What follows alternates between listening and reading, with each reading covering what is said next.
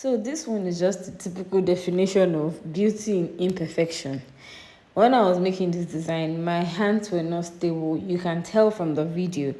And it was one of those bad days where I was so exhausted trying to work it out and make it still nice for the client. But surprisingly, I think it turned out not as bad as I thought it would, and the client was over the moon and really so excited with the results. I mean, so that's what is important.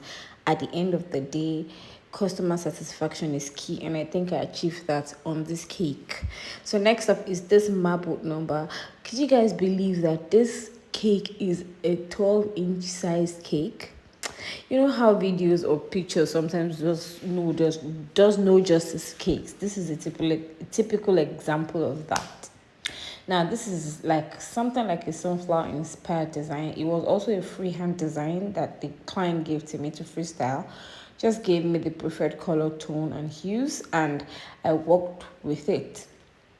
I think I liked this one. It was marbled. I liked it, and I liked the pale effect that it had. And it really looked subtle because it didn't have the typical candies and all of that. Next up is this one for a guy. Yeah, you heard me right. This cake was for a guy. Apparently, his best color is yellow and white.